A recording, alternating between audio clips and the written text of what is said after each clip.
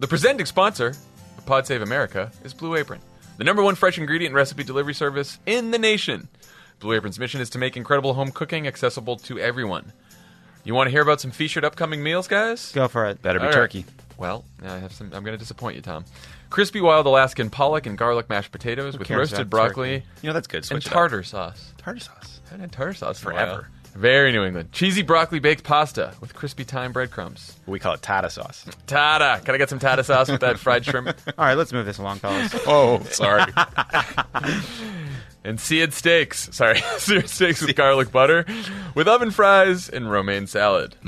Does anyone want to talk about their personal experience with Blue Apron? So Cody came to L.A. for like 2 days, and he was at my house when I got home because I had to go see about a dog. You want to hear about it later, love it? And Cody was cooking things he had purchased at the grocery store that he learned how to cook from doing Blue Apron. He transferred the skills. Cody left my house to go to yours, and he said, I'm going to order some takeout for Tommy and Hannah, and we'll have like a great meal. No. And instead, he cooked. He Blue Aproned the hell out of it. How about that? Love it.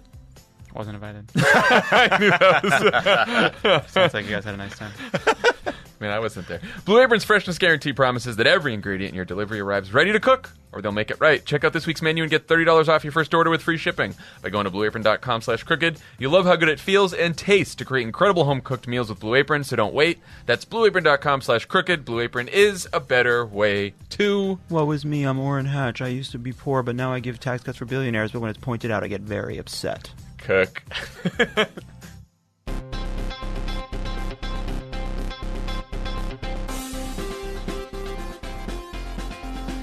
Welcome to Pod Save America. I'm John Favreau. I'm John Levitt. I'm Tommy Vitor. On the pod today, we just spoke with the senior senator from the state of Missouri, Claire McCaskill. We asked her about tax cuts, Al Franken, her race in 2018, all kinds of good stuff, so you'll want to check that out. And a little later, we're going to be talking to the host of Pod Save the People, DeRay McKesson. Love it. How was Friday's show? Friday's show was great, John. Hannah and I listened to it yesterday in the car. We laughed very hard. I haven't caught up yet. We had a great episode with Langston Kerman, Cristela Alonso, and Van Jones. We talked about the reckoning over sexual harassment. We played I felt, very politically on-message game about tax reform. I noticed that. And it was actually one of my favorite episodes to record. We were going to listen to that show on the way to Orange County yesterday to see our friend Nikki Buffa. Happy birthday, Nikki. Happy birthday, Buffa. But then you came with us in the car, Love it, and we thought that was weird. Emily and I thought that was weird to listen to the show with you in the car, but you said...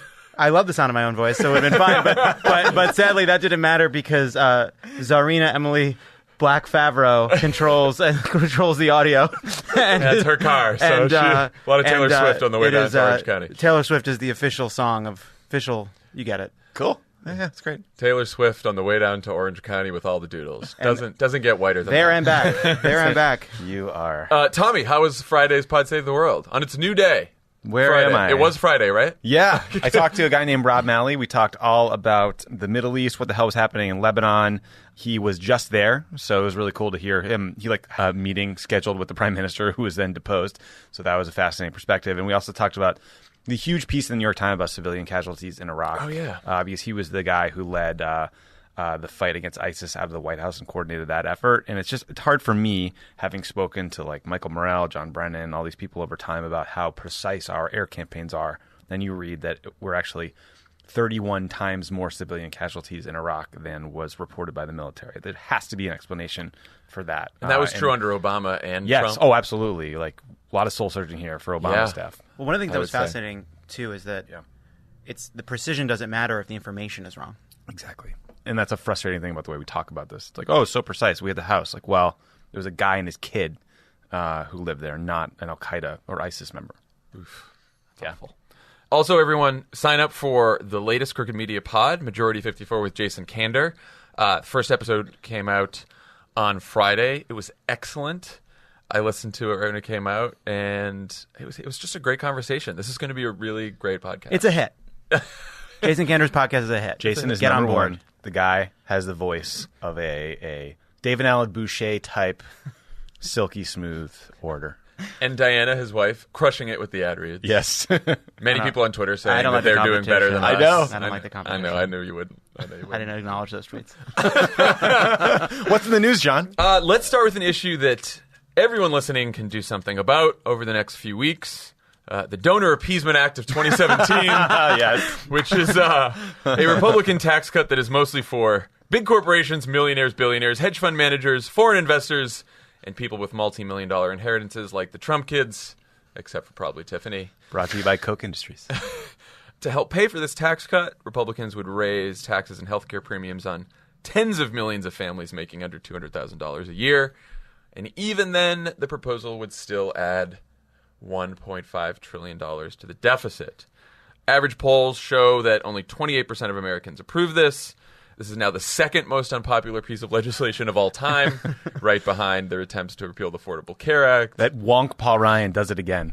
It's just Mitch McConnell, brilliant tactician. Paul Ryan has been there for two of the two most unpopular pieces of legislation. TARP.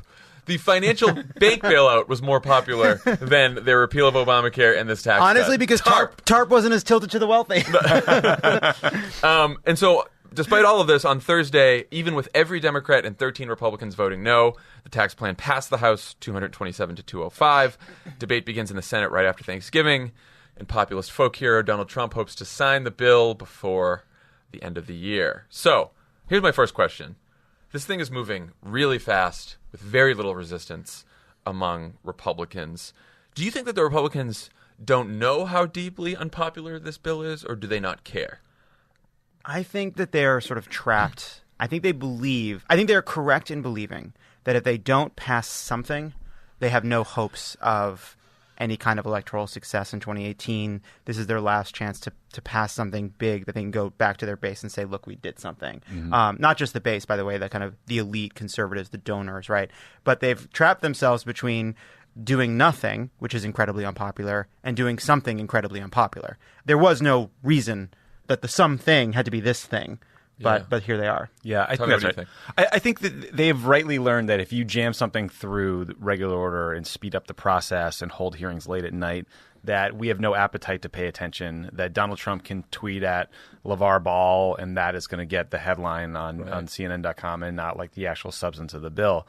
And so they think that if they can give the Koch brothers and Robert Mercer and all their disgusting huge money donors their huge estate tax break, that money will come back to them through all the dark money carve-out groups they have to support their elections and super PACs and all that bullshit. So that's probably not a bad assumption on their part. The problem for them is like Donald Trump could screw up the politics of the turkey part, right? He'll have like Don and Eric shoot the birds at the those turkeys are done for. They're done for. It'll be the first ever turkey parting where they both die. The turkeys are actually well done steaks this year. I guess it must be the Trump era, but I've been even surprised by how brazen some of them have been on just openly admitting that this is for donors. I mean, Lindsey Graham said it.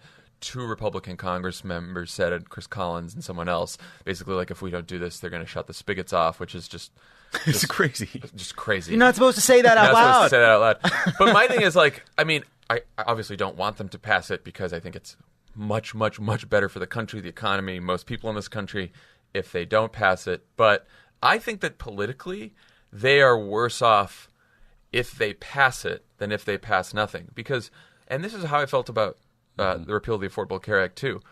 Like, people are going to feel this. People are going to see their tax bills increase. It's not like, again, we've made this point before, it was not like the Bush tax cuts in 2001, which were incredibly tilted towards the wealthy, but everyone got a tax cut. Some people just got, middle-class people got much, much less than wealthy people. But everyone got some kind of a tax cut, or if you didn't get much of a tax cut, you didn't notice. There are, like, millions and millions and millions of middle-class families who will see their tax bill go up. And if they have the individual mandate in there and that's repealed, they will see their premiums go up. The individual that to me seems like that is the individual mandate piece of this to me is inexplicable and is such terrible politics for them. I wonder too if part of the calculus is they are concentrating the immediate pain in the bill. A lot of the kind of increases will take time to play out, but a lot of the immediate pain is concentrated in Democratic strongholds, right? That's what happens when you get rid of the state and local deduction. Except for these California Republicans. Well, that's what I was going to say. Also, in some California Republican districts that I think they're just don't care about. They just view them as a lost cause at this point. I don't know. It's also, you forget how quickly senators and congressmen become captive of Washington and incapable of speaking English. Like Ron Johnson, who is currently a holdout on the bill, gave a quote to the New York Times of the week, and he said, "I just have in my heart a real affinity for these owner-operated pass-throughs. We can't leave behind the pass-throughs." Because his family owns one. He has one. No, the explanation of this is, he thinks this is too heavily weighted towards larger businesses and not small businesses like LLCs and S-corps that are pass-through organizations for tax purposes. Whatever. It's like, that's not a good quote, Ron. That's not how you show people you care about them and their struggles and their challenges when they're hurt by this bill. It's such a bad quote that I can't believe that he got headlines when he first said no to this bill that were, oh, he cares more about big corporations than, or the bill's too weighted towards big corporations and not enough towards small businesses. It's not small businesses. It's these fucking pass-throughs that are like, really, really wealthy people. Giant real estate trusts. Giant real estate trusts, exactly. So that brings Who wants those? Yeah, that brings me to the sort of the vote count in the Senate right now. So what's going to happen? So everything's going to be quiet this week. Everyone's going to go home for Thanksgiving, and then when they come back, McConnell's going to just go full force on this as fast as he can. So Ron Johnson is so far a no, but he said he's optimistic that a solution will be found. Not counting on Ron Johnson. Yeah, no, I'm not counting on Ron Johnson either. No.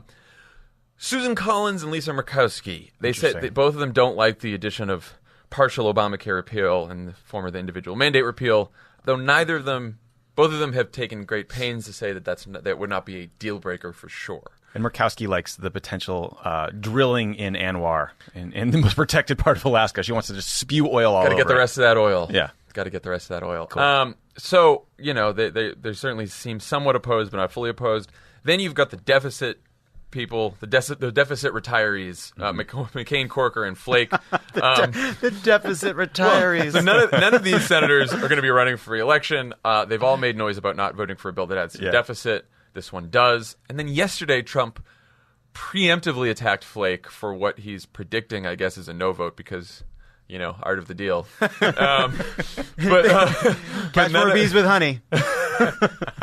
But none of these guys have said that they're voting no, though, when Flake and Corker and everyone, they gave their big speeches, I said, I don't expect them to vote for liberal policies or to not be conservative anymore, but by their own admission, they're saying, we don't want a bill that will add to the deficit. This one does. I know that they're taking this dynamic magic scoring into effect when they're talking about the deficit, but you could see Corker or Flake at least saying, fuck you to Donald Trump on their way out, right? Corker was so clear. Yeah, he said not one penny. Not one penny, or at the dime. He said he won't vote for it if it adds 1 penny to the deficit. So that's 10 times even less a deficit. That's a tenth of the debt that I thought he was going to allow. So if Corker votes for this, he just lied. That's all. So, he should vote no. Yeah. So the other interesting thing that happened on the mandate piece is that on one of the Sunday shows, OMB director Mick Mulvaney was on the show, and he basically said that they could pull the individual mandate out of the bill if that was the way to get it through.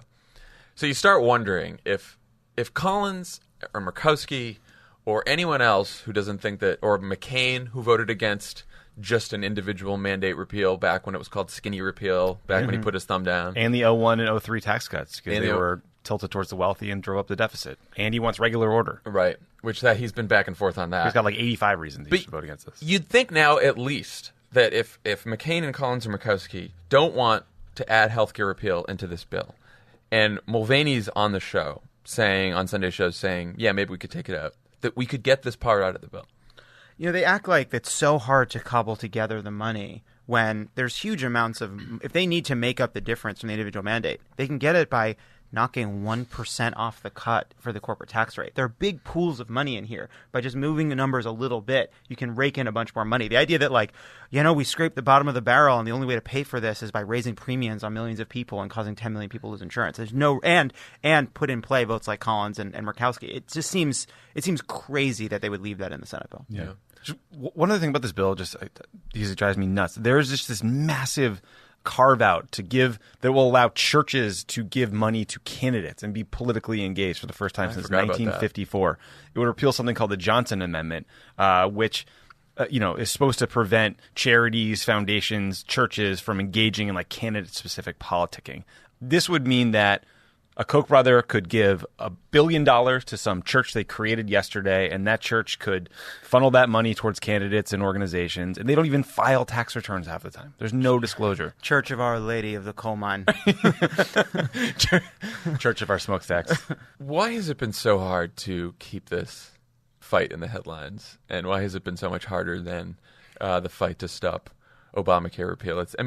I guess, Republicans, if they like anything, if there's any reason they're in politics, it's to cut taxes, so I get that. And I get that it's probably going to be very tough to stop any kind of tax cut from passing.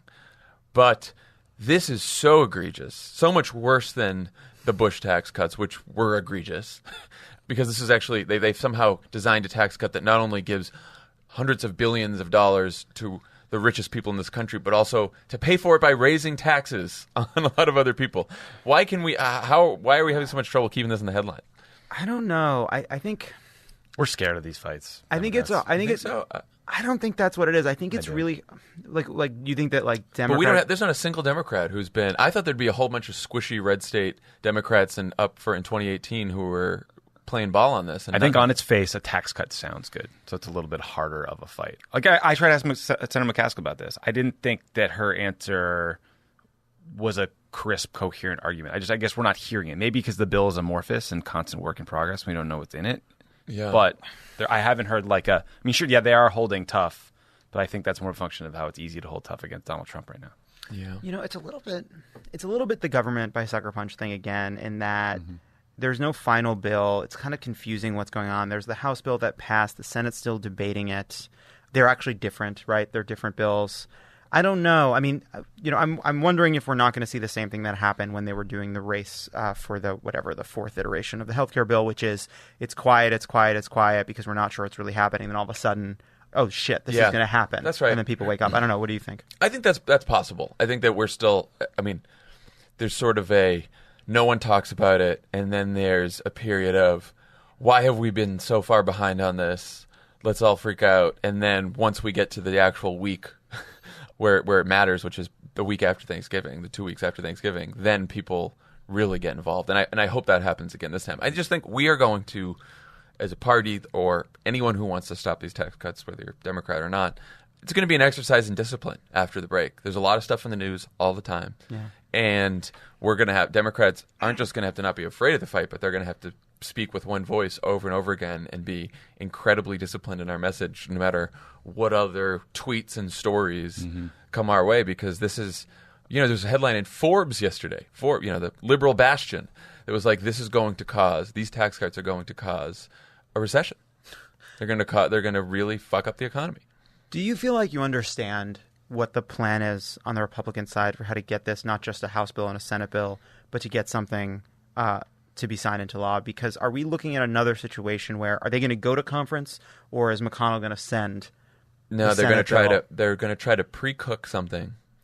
McConnell's going to try to pre-cook something with the House, which would be like a pre-conference committee. So like a blue apron bill? Like a better way to now I get it. A better way to screw the middle class. And so what will happen is last minute, McConnell will substitute a new bill in for the bill that they're currently debating on the floor. And he'll have everyone in the Senate vote on that bill. That will be the bill that has already been agreed to by Paul Ryan, and who will say, I think I can get the House to pass this. So then the Senate will pass it. The House will pass the same exact bill, so they don't have to go to conference. And then the idea is that Trump signs it into law, and they get it all done before Doug Jones comes to the Senate. Regular order. Yeah. No, but that's good. Right. So it is. Yeah, exactly. And so the danger of that play is that McCain specifically would flip out and say that is very far from regular order. Thumbs down it. So that's what could happen. So what can we do? But that is, by the way, though, that is basically the exact same thing they were trying to do with healthcare, right? Just get something passed, and then we'll quickly just get me into the votorama so that I can have substitute something in that I can send to the House. Which is why the House passed, a bill that is probably more egregious than what the Senate will do, at least in terms of some of the big ones that we've been talking about, the graduate student stuff, all that kind of stuff. That's not in the Senate bill. Getting rid of the $250 tax break for teachers who buy supplies for the classroom. Right. So Ivanka Trump can have her inheritance tax-free. That one to me, very important. That one to me is the one, like we talked about on Love It or Leave It. Like that one to me is the single most egregious one that they take $2 billion, which is from teachers expensing $250 worth of supplies, and the estate tax repeal for Betsy DeVos's family is $2 billion. Those teachers have been riding high on the hog for too long. You know what? I'm not going to listen to these attacks on Ivanka. She is buying giant clamshells. She's filling them with detritus that she finds on the beach in the Hamptons, and it takes time. It takes money. I wanted to make that joke, and I didn't even know what the centerpiece was or what it was made of. So thank you for. You're very welcome. It's very hard. I just remember seeing the picture on Twitter. Desaturated pumpkins. That's what Ivanka is telling us is in this year. Do you want a centerpiece at Thanksgiving that makes you sad? It's time for the white pumpkins and a giant evil clam with giant spokes posts pointing out of it like one of those warning signs to let you know that there's radiation in the desert. So I emailed our friend Ben Wickler at Move On last night to ask him what we should be saying in terms of what people can do. He obviously said keep melting the phones. Over recess, go to contactingcongress.org for a list of their local offices, and you can keep calling their local offices since they'll be home for recess. And you can also use Indivisible's auto dialer tool to call people in key states and ask them to call. So this is, again, if you're one of these people who's like, I'm in a red state or I'm in a blue state, you can have friends in purple states call. You go to trumptaxscam.org. And then next week, there's going to be wall-to-wall protests nationwide organized. Indivisible's Day of Action is Monday, November 27th. OFA has a Day of Action Tuesday, November 28th. Move On has a week of action, Wednesday 29th through December. Show-offs. That reminded me the Onion headline was like, fuck it, we're going to 5 blades. And finally, there are some ads on our side that are going up on television because the other issue is, we've talked about why this is harder. The entire right is like all in on this plan. And so there's a lot more television ads from the right than there were during Obamacare repeal because got to get those tax cuts.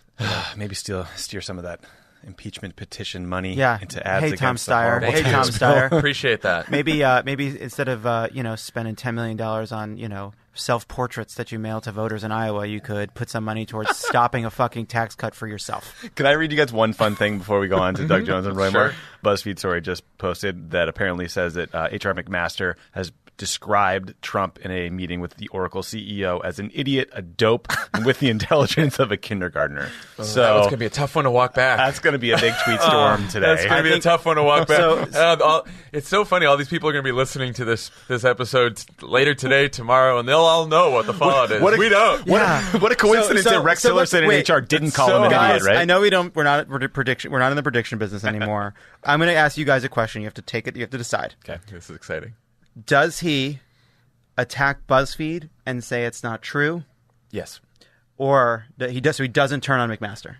He does not turn on McMaster. He says it never happened. He says it never happened. It's fake news. It's the same outlet that first came up with the phony dossier. That's good. That's good. And then him and all his advisors will basically do what the Kate McKinnon, Kellyanne Conway character did on SNL in the It sketch. Which is, when he said idiot, he actually meant hero. He actually meant that the reporter was the idiot and not Donald Trump. Right, because if he turns on HR, that means he concedes that HR said it, which makes him feel small and dumb. That's right. What do you think, Levitt? Do you want to go with turn? You want to take turn? No, I'm trying to think that maybe take the over. Take the over. I need odds. No, I think it's obvious he has to turn on BuzzFeed. What else is he gonna say? Yeah. Or he'll nuke North Korea. Though he does surprise us sometimes. In hindsight, what he does fits in with his character, but he does surprise us. Yeah, he surprises us. His impulsiveness. Okay, let's talk about Doug Jones for U.S. Senate. Here's some news that should make everyone want to donate more to Doug Jones. The Real Clear Politics average now has him slightly ahead of Roy Moore for the first time in this race, and the last 2 polls have him up 8 and up 5. That is incredible. Yeah, so, I kind of thought, and some pollsters were saying, look, in the polls right after the scandal breaks, sometimes there's a response bias. Republicans don't want to answer the polls, and so it's going to show a huge dip for Roy Moore, but then slowly as the scandal recedes, he gets better. The opposite has happened. So obviously there's still a lot of time. Who knows what the fucking polls will do. But things have been getting worse and worse and worse on the polls for Roy Moore, and not better at this point. So there's still a lot of time and everything. But so Donald Trump has not condemned or he has not withdrawn his support for Moore. And on Friday, Alabama Governor Kay Ivey said that she has no reason to disbelieve any of the women who have accused Roy Moore of sexual assault. And yet, she will be voting for Roy Moore anyway because, quote, we need to have a Republican in the United States Senate to vote on things like Supreme Court justices. And then hours later, out of the blue, the White House released an unexpected list of 25 potential Supreme Court nominees. Do you think that Donald Trump's trying to tell the base something there? Do you think that it is a good move strategically for the Republican National Committee to put up bumper stickers that say, I'm with the pedophile? Yeah, I think that's Has that been a good decision for them? Your point about the polling is well taken, because obviously sometimes people don't read the news the way we do. We're lunatics, and it'll take you 3 or 4 or 5 days to kind of hear about what happened. There's an episode title. Yeah, to hear from your neighbor what he or she thinks about what they read, and that helps us form our opinions. But when you have the 3 biggest papers in the state of Alabama running a front page above the fold headline that says "Stand for Decency, Reject Roy Moore," maybe that will make everyone think the big liberal media is out to get him and they got to stand by their guy, and all these disgusting pastors who are getting quoted saying they're with him because of whatever right-wing hobby horses. But hopefully this stuff will sink in and make people think it makes all of us look horrific if we elect a fucking pedophile. Yeah, are they? I mean, but let's talk about I want to talk about the White House response here. Yeah, the courts. No, it's fascinating. And the governor's response. Yes, I mean they're basically all saying, sure, he's a pedophile, but better a pedophile than a Democrat, because a Democrat won't vote for our judges. Democrat may be pro-choice. I don't fully understand why they're not I guess we should throw in, by the way, the Kellyanne Conway quote this morning, which was pretty egregious. Kellyanne Conway this morning, in response to Fox and Friends host Brian Kilmeade's question about whether people in Alabama should vote for Roy Moore, and she said, "I'm telling you that we want the votes in the Senate to get this tax bill through." Right, so she can't bring herself to say vote for Roy Moore, but she's saying vote for Roy Moore. Are they? What I don't understand, are they just saying get us Roy Moore in the Senate and we'll use him, and even though it's morally reprehensible, we need the vote? Or are they saying, wink and a nod, vote for Roy Moore? He'll never make it into the Senate, but Mitch McConnell won't seat him, they'll throw him out, and then the Republican governor will appoint somebody better. Is that what they're kind of saying? That might be what they're... I don't know if they're saying that, but that's probably what they're planning. So why don't they come out I really don't understand what they're doing here. Why? What are they? What is the consequences for these guys? Well, because saying, then if they come out and say we will be expelling Roy Moore the second he gets to the Senate, but vote for him anyway, they lose all the righty crazies. Yeah, and think of what Roy Moore will say in Alabama. I mean, it'll just be the rift in the Republican Party between the Bannonites and everyone else will become even worse. Roy Moore will surround his Senate office with 5,000-pound 10 Commandment statues so they can't get him inside. Yeah. I mean, but it's interesting that the Republicans are so... I mean, the fact that the White House put out the list of Supreme Court justices, basically what they're trying to say is, it's not just... Their first message was vote for Roy Moore, the alleged pedophile, because a Democrat would be so much worse. We don't want a Democrat. Now they're upping the stakes even more than saying, vote for him because the Supreme Court of the United States is at stake, which it sort of is. Yeah. So this has sort of been underreported on the Democratic side, but right now, Democrats need to flip 3 Republican seats to win the Senate. We already have, and we've had for a while, 2 incredibly promising targets. In Nevada, Hillary beat Trump by 2.5%. And Dean Heller is one of the most unpopular senators Dirty Dean Heller. in the country. Dirty Dean Heller. So that's Nevada. Dirty politician. He's a dirty politician. In Arizona, Hillary only lost to Trump by 3.5%, less than she lost in Ohio or Iowa. And it is now an open seat in Arizona because Flake retired. But the reason we don't talk about the Senate is because getting that 3rd seat has always been incredibly difficult. For a while, the next best target has been Texas, where Beto O'Rourke has a decent chance against Cruz, but pretty hard. It's tough. And Tennessee, where Corker was. And Corker's tried open seat, but still Tennessee's pretty red. But if Doug Jones wins, suddenly the Senate probably becomes easier for the Democrats to take than even the House. Yeah. Because they just have to flip Arizona and Nevada. If they defend the seat in Indiana, Joe Donnelly's seat, which is tough, Claire McCaskill's seat in Missouri, Heidi Heitkamp in North Dakota, Sherrod in Ohio, Bill Nelson in Florida. So that we have some seats to defend. But flipping 2 is it goes from huge. Look, there was a huge wall. There was a huge block to that 3rd seat. and now it just that's gone. Yeah, that's why we all should go into this seat eyes wide open, the way we did with all these congressional special elections. That the fact that we're talking about Alabama, there's an election in Alabama, is crazy. Everyone just step back and think that Donald Trump is so toxic, that the Republican Party is so toxic that they put forward Roy Moore, that this is in play. Okay, that's a positive thing. But it's a reason why we all need to open up our wallets and give this guy $50 today. Because you know what? A bunch of like LA people like us traipsing around Alabama, probably not a net benefit. I find that insulting. But we can financially support this campaign. I find it insulting to think that I can't go sort of walk and knock on doors, get out some votes in Birmingham. You're just a strong Island guy. Votes, you know? Get out some votes in Tuscaloosa. I think that's bullshit. But I agree with you. Allow yourself for a brief moment to be tempted by the thought of what would happen if Democrats win the Senate. If Democrats win the Senate in 2018, Donald Trump's legislative agenda is dead.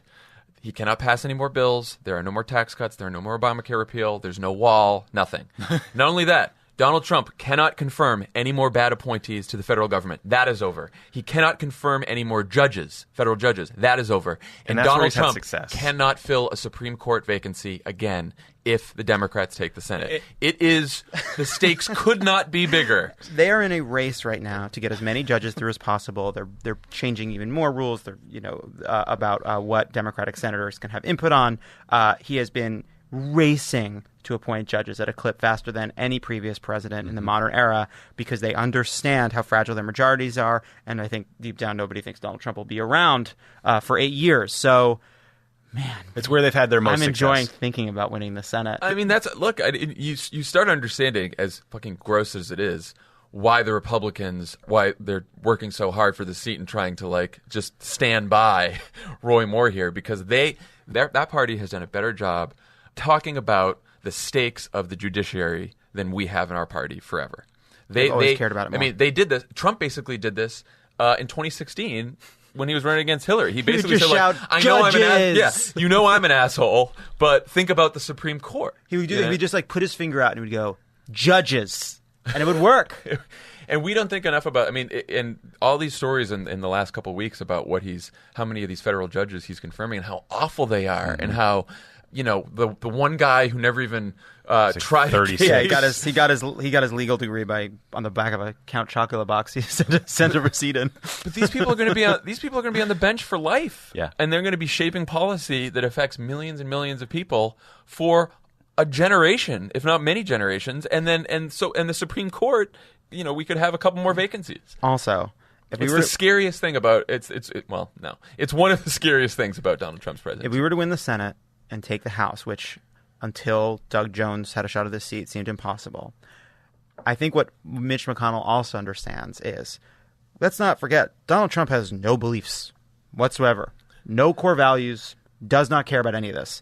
So he'll pick up. I mean, he already picked up the phone and called Chuck Schumer just because he was mad at Mitch McConnell. Yeah. Now imagine Chuck Schumer as the majority leader. Right. So keep imagining Chuck Schumer as the majority leader. Yeah, but don't let Republicans imagine it. Don't tell them about this. This is just for us. Again, not to get ahead of ourselves here. Like, Alabama is not Virginia. Alabama is not even Georgia, where John Ossoff couldn't get over the top. Alabama is Alabama. It's Alabama. And yet, you know, it is very close there. So do not spare any effort. Check out Doug Jones's website. Yeah. Recurring donation. Maybe a time. little recurring. Maybe December 12th. That's the election. Check it out right now. Let's do the next segment. And then you check it out. All right. I want to talk about on Thursday. It's a good website. Trump's Federal Communications Commission chairman Ajit Pai voted to eliminate restrictions on local media ownerships, paving the way for the Trump-friendly Sinclair Broadcasting to own over 200 local television stations that reach more than 7 out of 10 Americans. 46% of Americans still get their news from local TV, according to Pew. What are the implications of this decision? They're massive. Massive. Yeah. I mean, Sinclair can build a de facto national broadcasting capability through a sort of patchwork network of local news affiliates that will allow them to put forward their corporate propaganda in a way that is unprecedented, or really, it's Fox-like. And they have a history of doing this. In 2004, they refused to run a Nightline piece where Ted Koppel read aloud the names of U.S. casualties in Iraq because they said it was biased. Jared Kushner cut a sweetheart deal with Sinclair to run sort of unedited Trump interviews that were softball garbage during the campaign. before the 2004 election, Sinclair stations wanted to run an anti-Kerry documentary that their D.C. bureau chief called biased political propaganda. He was fired. Sections of the documentary ran. So, Forgot about that one. This is a massive deal. It's just Deep well-known bias. Yeah, deep cut. Right now, so Sinclair is in millions of homes already, and they have these must-run segments. So you turn on your local news. It looks like your local news. They cover what's happening in your town, whatever, local crime stories, election stories. Then there's weather and sports, but then snuck in the middle is Trump's former aide, Boris Epstein, saying, many people are saying that Donald Trump is not the best, but this is incorrect, and let me tell you why. There's a must-run segment where they had – that was where, when Zeb Gorka was on television – Dr. Gorka. No. No. When Gorka had that ridiculous racist speech where he referred to black African on black African crime or whatever, that was a must-run segment for Sinclair Broadcasting. And it is so nefarious because people know that Fox, people watching Fox News are not under an illusion that it isn't conservative. They know what they're watching. We watch CNN, MSNBC, all the rest, Pod Save America.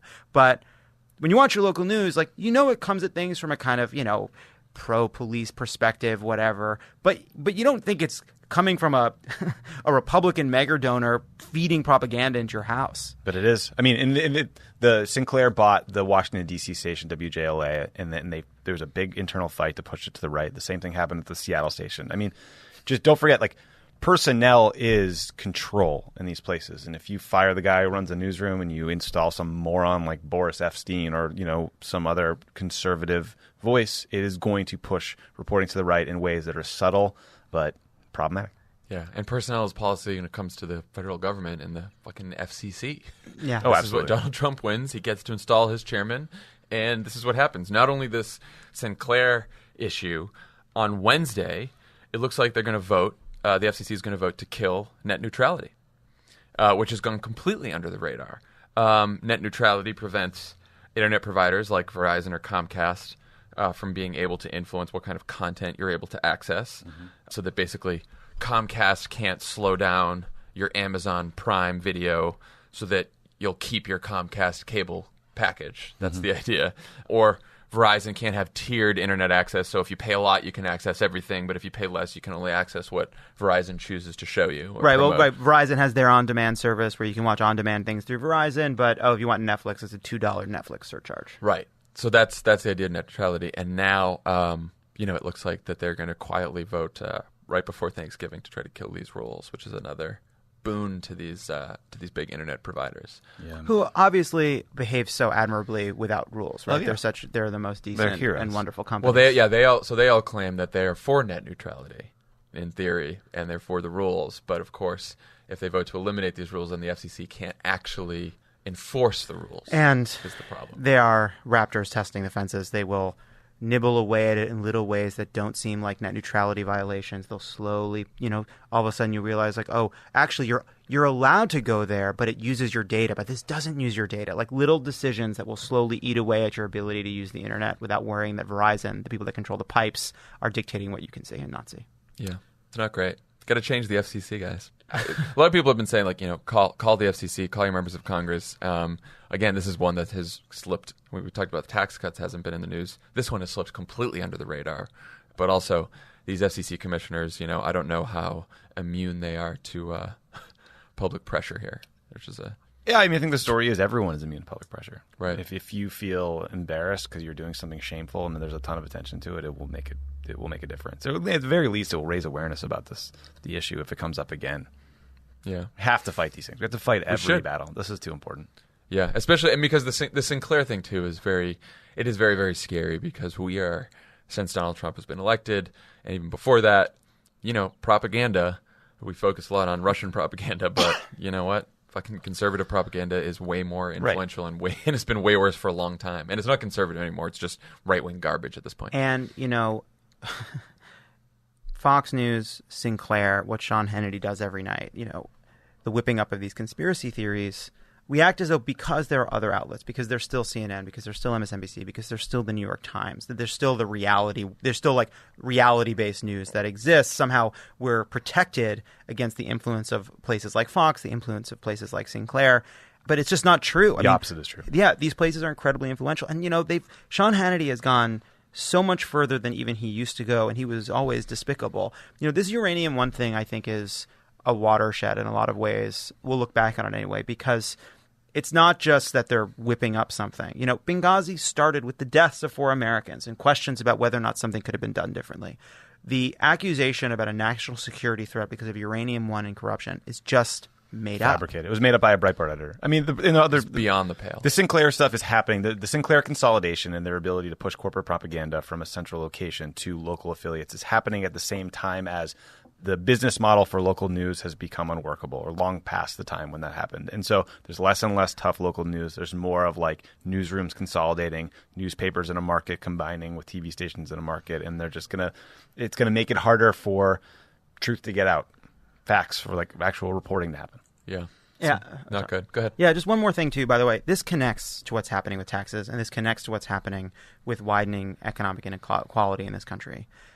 That the concentration of wealth, that the result of Citizens United, the result of whatever, the dynamism in our economy causing huge amounts of money to flow to the top, these are the people, these are the wealthy families buying up media properties, buying up think tanks, paying for huge numbers of ads, paying the donations to these Republican politicians to get this corporate tax cut, to get this repeal of the estate tax. And, we act as though that things can't change so drastically that we don't recognize the country.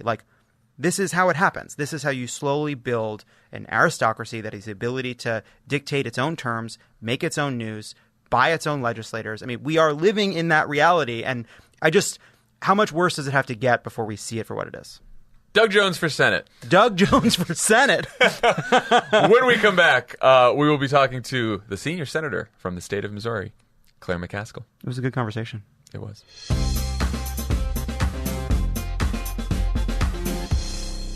Pod Save America is brought to you by Fox Searchlight. You have to make sure you put the searchlight in there. Highbrow, boys. Don't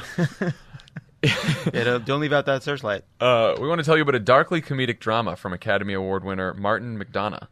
3 Billboards Outside Ebbing, Missouri is a uniquely entertaining tale of revenge and redemption starring Academy Award winner Frances McDormand, Academy Award nominee Woody Harrelson, and acclaimed actors Sam Rockwell and Peter Dinklage. And I just would say the trailer for the movie looks very good. Mm-hmm. And you got Frances McDormand. She's excellent. Who's Outstanding. excellent. One of the best.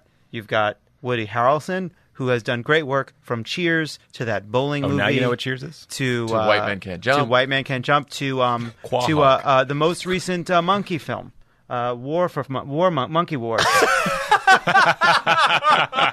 He was in Planet of the Apes? Yes, whatever. Monkey Wars. He was in Monkey Wars, and he was very good in it.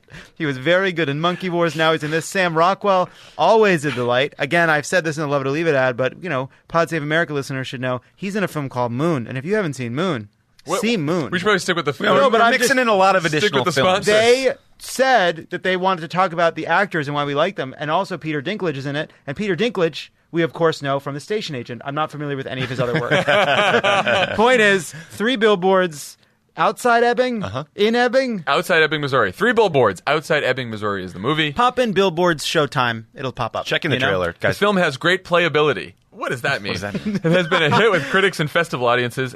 This is important. It's the winner of the video Best Screenplay Award at the Venice Film Festival. Also, the San Sebastian Film Festival, which I remember from this weekend. It got the Audience Award at the San Sebastian Film Festival, the Toronto International Film Festival, and the San Diego Film Festival. Now playing in select theaters. Go See the movie. Pod Save America is brought to you by Wink. Let me give you a task, guys. Tommy just actually winked at me. Cool. I still love it? I got one and it sucked. Pick out a wine you're going to love, but there's a catch. It has to be one you haven't had before. Where would you start? I'd first ask Tommy, and then I'd go to Wink. Wink makes it easy to discover great wine. It's spelled W-I-N-C. Mm-hmm. Because Wink's wine experts select wines matched to your taste, personalized for you, shipped right to your door, starting at just $13 a bottle. That's why it's easier to discover great wine. Right. The because really threw me off in that sentence. There's nothing like coming home to a box of delicious Wink wine selected just for you. It's the best day of your month. Is it? Okay. Very presumptuous. Very You don't know what's presumptuous. going on. I mean, Blue Apron's coming one Look, day. I've been doing Wink, guys. And if you want some Wink wine, you can come on over. You can walk. Luke will be there. She'll be wagging. We'll be having a great time. We can drink some wine together. We don't have to leave the house. We Sounds We just great. play with the puppy. and we drink wine that got shipped to your home. Do you think I could get a sparkling rosé? Sure. Absolutely. Is it weird that that's my go-to? No. No. I don't think it's weird at all. You do you, yeah. But I It's hope such a silly thing. Like, I hope you first pink wine? Oh, that's a problem? What is wrong It's with definitely pink not a problem for wine? me. It's delicious. just fill out the Winks palette It's profile the closest quiz. thing you can get to Diet Coke. A sparkling rosé it's the Diet Coke of wine. Sure. Each month there are new delicious wines, like the insanely popular Summer Water Rosé. Whoa. It's insanely popular. It's not Insane. weird. People get it. Like you. No membership fees. Skip any month. Cancel any time. Shipping is complimentary. And if you don't like a bottle they send you, they'll replace it with the bottle you love. No Why questions aren't you asked. supposed to have cold red wine? It seems like you should be able to have it just chilled. Discover great wine today. Go to trywink.com/crooked. You'll get $20 off your first shipment. That's TRYWINC.com/crooked for $20 off. Trywink.com/crooked. It also makes a great gift this holiday season. And that's it. On the pod today, we are very lucky to have the senior senator from the state of Missouri, Claire McCaskill. Senator McCaskill, welcome to the pod. Thanks. It's great to be with you guys. So we were just talking about this Republican tax proposal. You've been pretty outspoken about it over the last several weeks. I know at the beginning of this process, you had sort of hoped to work with Republicans on sort of a bipartisan plan. Was there a version of this plan that you could have supported, and what would that have looked like? I think they're squandering an opportunity. I think they could get close to 70 votes for a tax reform proposal if they were willing to not make this all about folks that are really wealthy.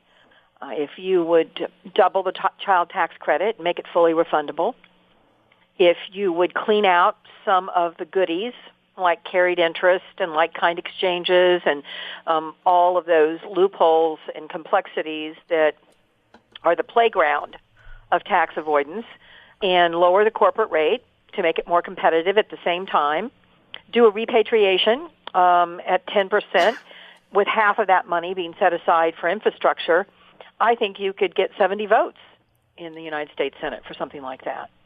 But they don't seem to be interested in that. They seem much more fixated, taking care. I mean, if you look at this bill, what's really astounding is in 2019, about 500,000 people are going to get, that make more than $1 million a year, are going to get $39 billion that we borrow from China.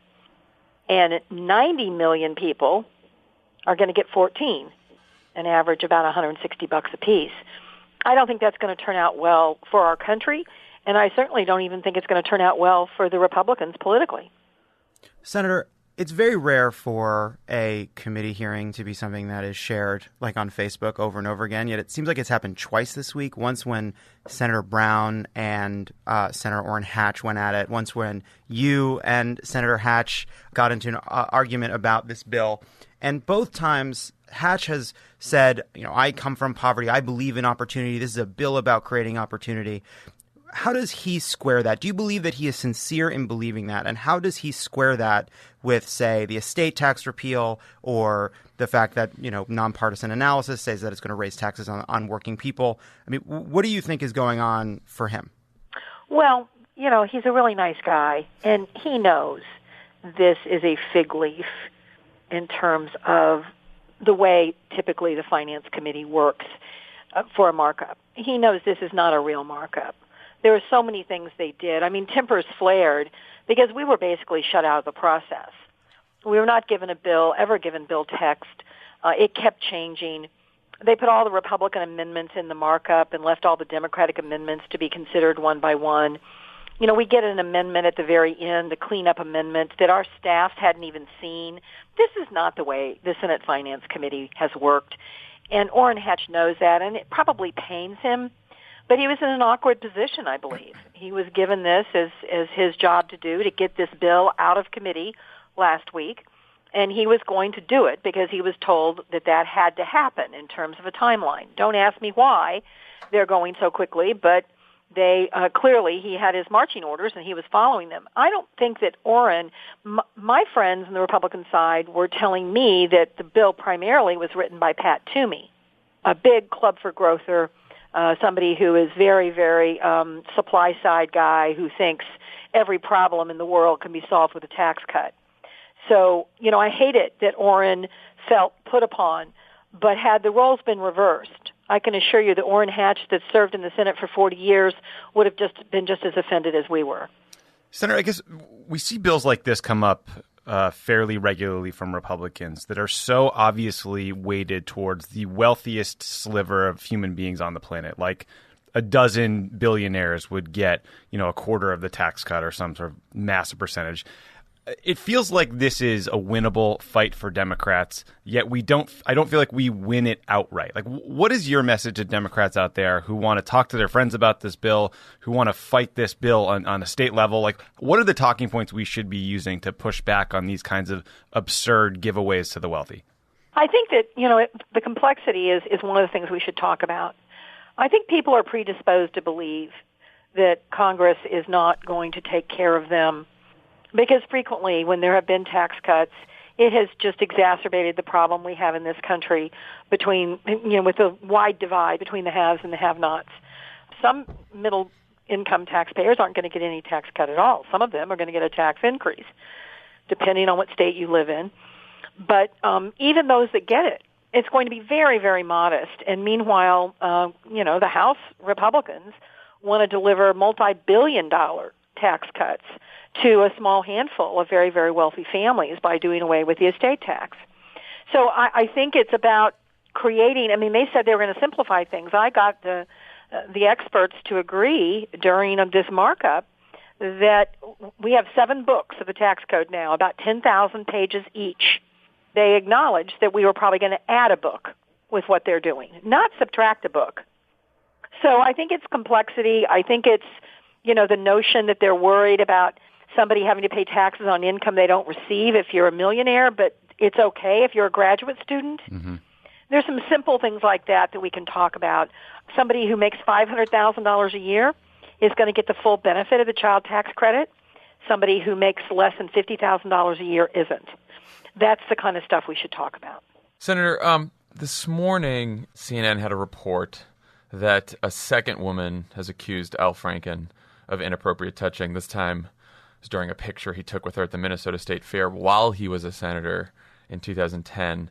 I know that the ethics investigation has just begun, but what's your reaction to this latest news? First of all, let me just say, most importantly, this is an important moment in our country's history. I'm someone who began serving. I was an intern in Washington in 1974 and an intern in the Missouri legislature in 1974. I went to the Missouri legislature as a state representative in 1983. And the stories I can tell, it was, as a young legislator even. I was single in my 20s and in Jefferson City, and it was ugly. The things that were said to me, the jokes that I was made the butt of, the touching, a lot happened back in those days. I think we are now empowering women to come forward even when they feel like they are up against a system that is betting against them in terms of how much power they have. So overall, what is going on in this country is a very, very positive thing. I would distinguish Al Franken from some of the others at this point because he immediately owned the conduct and immediately said, I want you to investigate me. I did something wrong. I did something very wrong. I'm ashamed of it. And so I do think that investigation should occur, and I think depending on what that investigation finds, then I think that would be the moment to make a decision as to what I would recommend for Al Franken in terms of his career going forward. Senator, do you think the Senate Ethics Committee is an appropriate forum? I think the knock on it would be that it's a little bit clubby. It will take time. It's a little bit too slow. There might not be sort of a transparent render of what was found in this moment when people are really focused on this issue. Are we giving Al Franken a pass that we wouldn't give a Republican?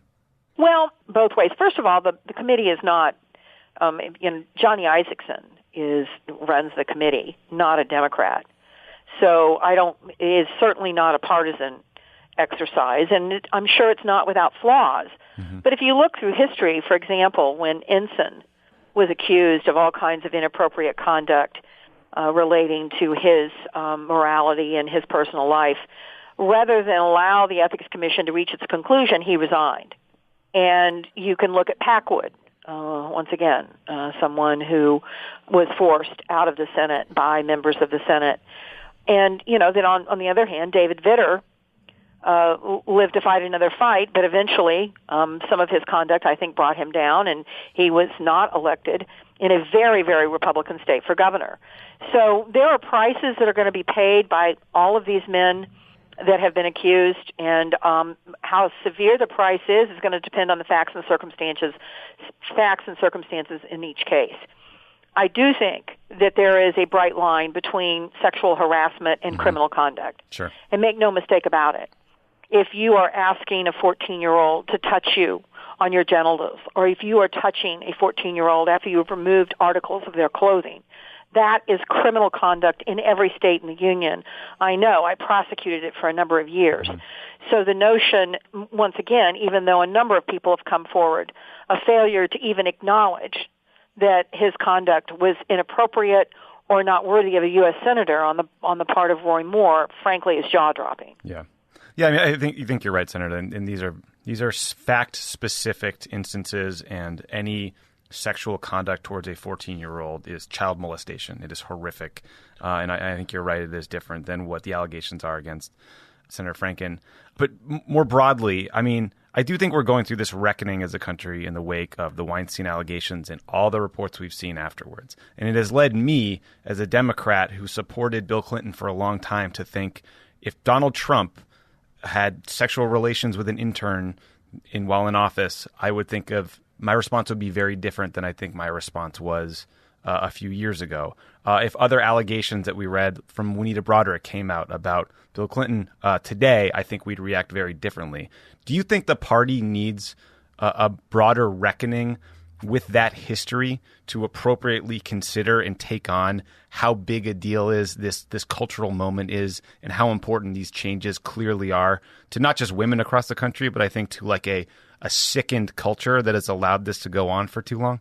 Well, I think we need to take everything that has happened in the past involving any person in a position of power and evaluate going forward how we need to do things differently. I don't think there's any question that the Clinton family paid a very high price, and ultimately maybe it cost them the presidency, some of the conduct that had gone on over the years. It certainly, as the things came forward about Trump, it allowed that, well, what about moment?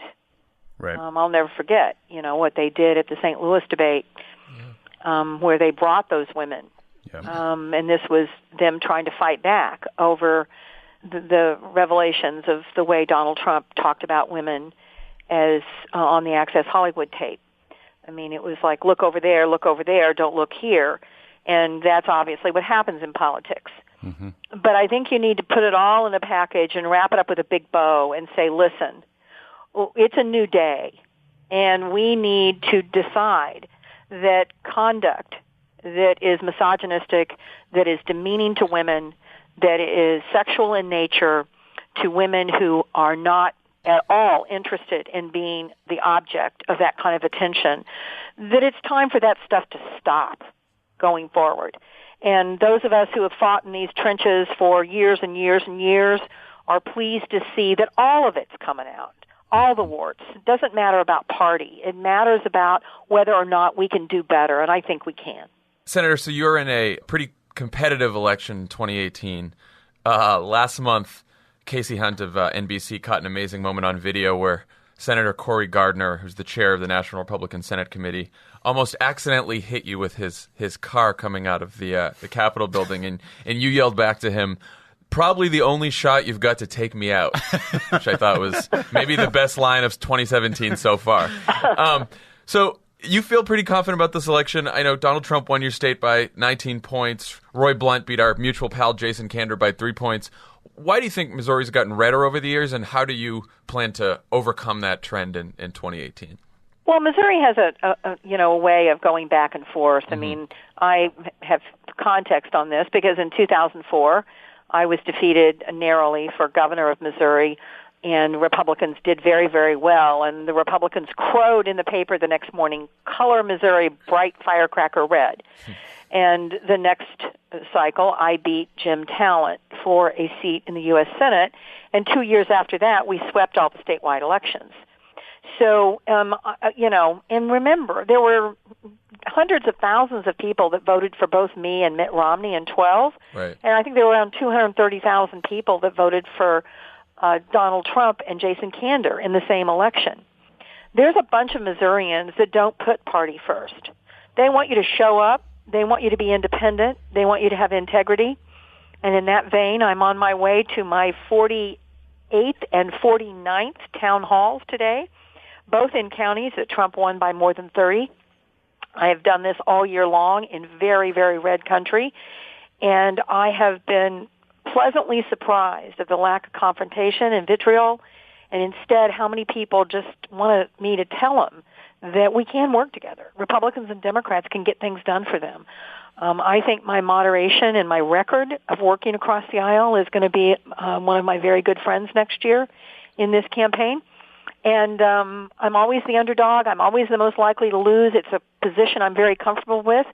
I like being the underdog. I like swinging above my weight. And I'm going to do it in this election, and I'm going to work as hard as I can, and I'm cautiously optimistic that Missourians will rehire me. And what message about Donald Trump and the Republicans gets heads nodding the most in those town halls?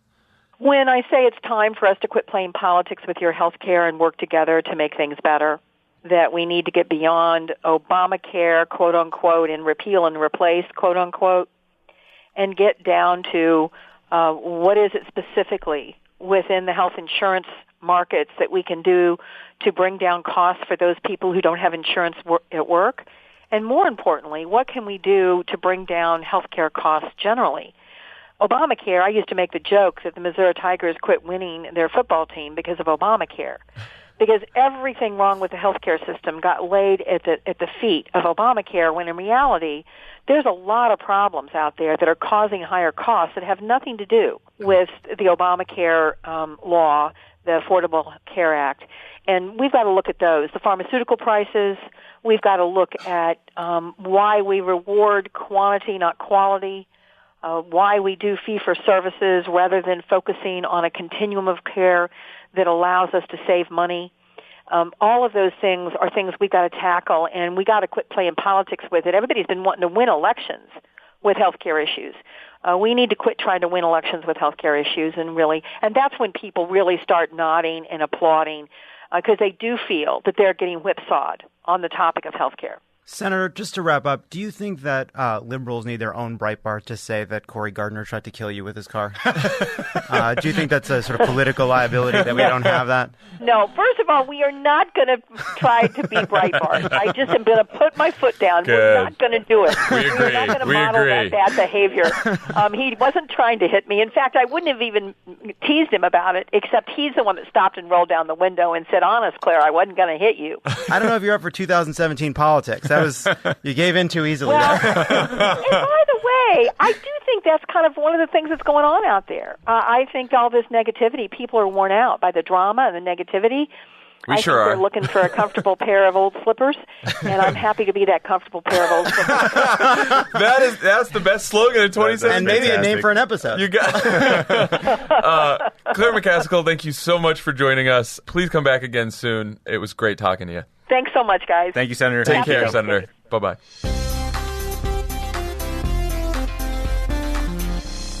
Pod Save America is brought to you by Peloton. Peloton. I saw John's Peloton beautifully set up in his new garage, ready to rock. Ready to rock. The dogs were playing all over it. It was great. Yeah. My dog tried to eat the Peloton. Yeah, but, it's you know, fine, whatever. though. It's fine. If you guys want the convenience of joining a group cycling class whenever you want, right in your living room, you should give Peloton a try. It's the stamps.com of cycling. Right. Love it. Why don't you talk about your personal experience with it? Here's the thing. I used to put on my You have an anecdote for the I crowd. used to put on my shorts and my sneakers and my workout T-shirts, and I used to go to various cycling classes. I'd go, and I'd go to the cycling class, and I'd say, I don't like being here. I don't like being here with all of these people. I don't like the vibe. I don't like the price. I don't like putting on these strangers' shoes. Or these airs. I have to put in the earplugs because the music is too loud. That's now, something to see. and love it at the cycling class. Here are with some his- places with I his wear earplugs in. earplugs, any club, any cycling class. In line for a Star Wars movie. In line for a Star Wars movie so that I don't hear spoilers, something I stand by 100%. I remember the first time I saw you with earplugs in it. It was my brother's 30th birthday in Vegas, and we were all by the pool, and you were just walking around the pool in Vegas with earplugs in. I don't care. I remember Emily looked at you and she was like, "What are you wearing It was right now?" so loud. It was so loud.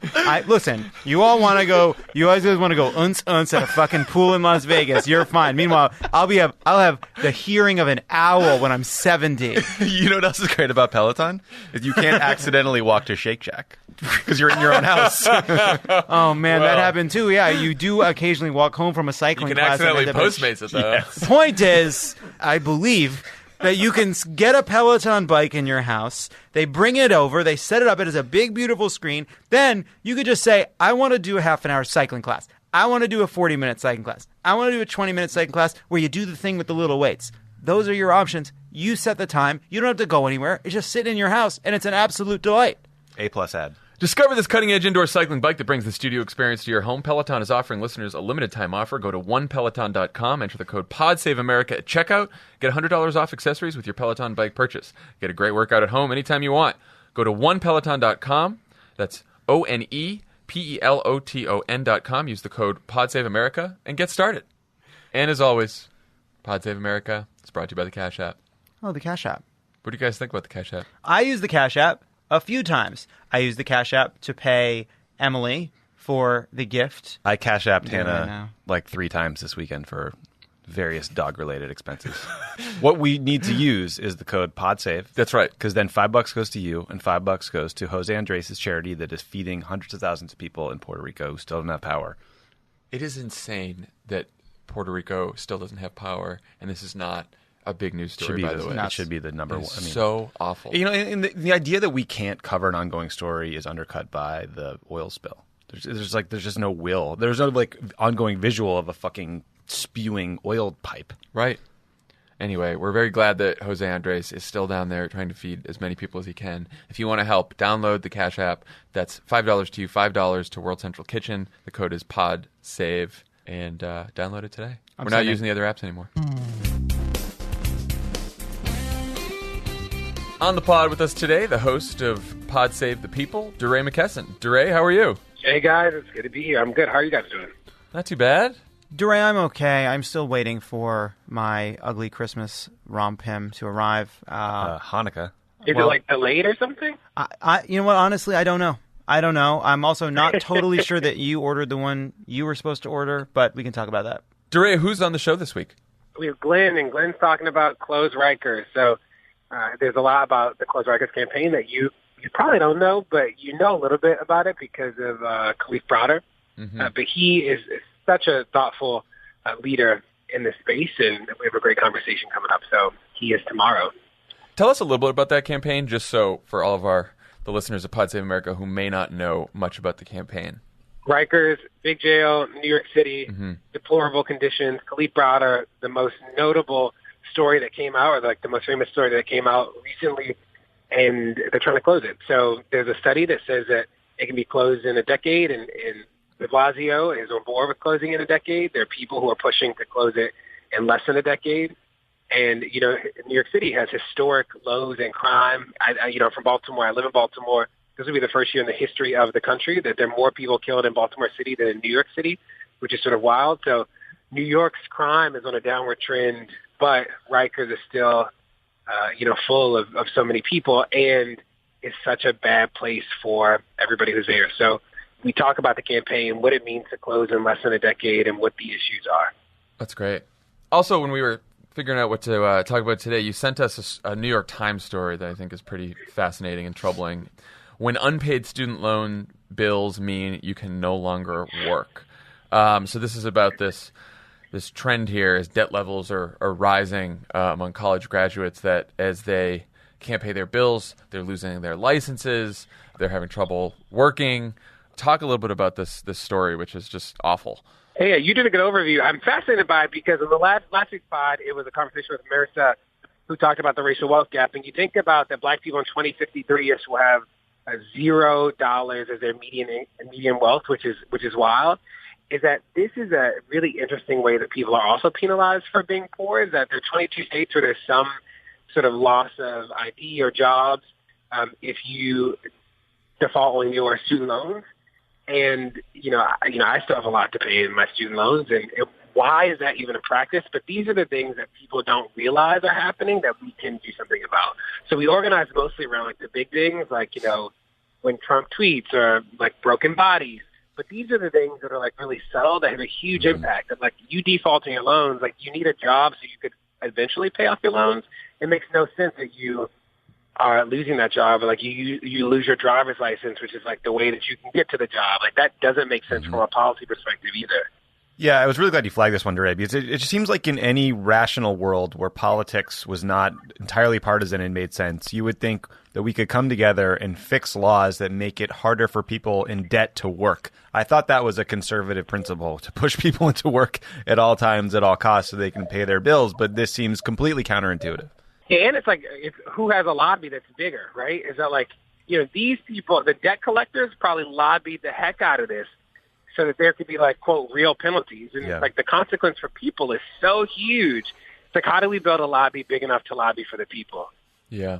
It also, I read it and it made me even angrier about this tax cut bill that we're like, we can somehow find $1.5 trillion that we're adding to the deficit to give tax breaks to rich people. We're going to increase taxes on middle class people, at least in the House bill, increase taxes on graduate students.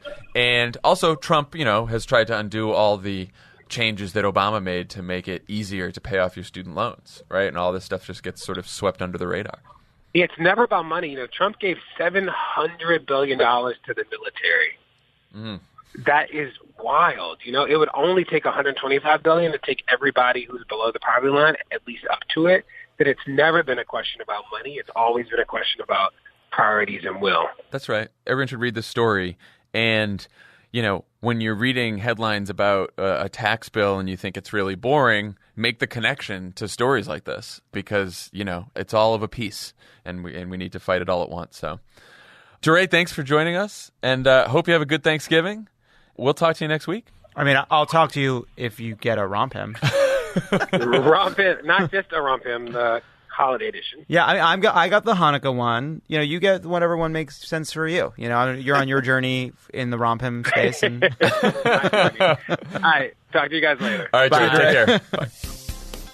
What should my occupation be in my donation form for Doug Jones? Mogul.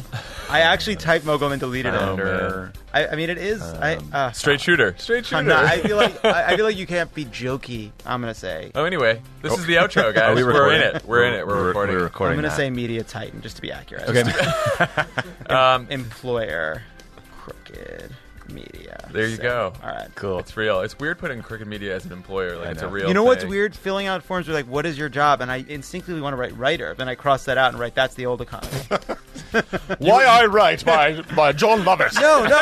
I'm a writer. No, I was a writer for years. I was a paid television writer. I am a writer. Definitely said you were a writer for years. I mean, I tried to write. The point is, no. If you sit in a room, I'm not bragging. I'm at the I'm not bragging about it. I was at the. Came and went. I'm at the dermatologist. It says, "What's your job?" I used to write writer. That made a ton of sense. It was true when I was a speechwriter. It was true when I was a TV writer. And now I instinct just write writer. But I'm not a writer. We're this, whatever this is. Anyway, thanks to Senator Claire McCaskill and DeRay McKesson for joining us today. And Dan and I are going to record our Thanksgiving episode tomorrow, Tuesday. So late Tuesday, we're recording the episode. So look for lots of news loose on Wednesday before the thing comes out on Thursday. And the Love It or Leave It Thanksgiving episode that I recorded in New York at the Beacon, the second Beacon show, that's coming out this weekend. What a treat that is. Yeah. And I got to get my shit together and try to figure out an episode for this week. So I just sort of looked at you because I didn't know if we were supposed to say I'm on the spot now. Thank you. Good. You better record a Pod Save the World. You better. The world is at stake.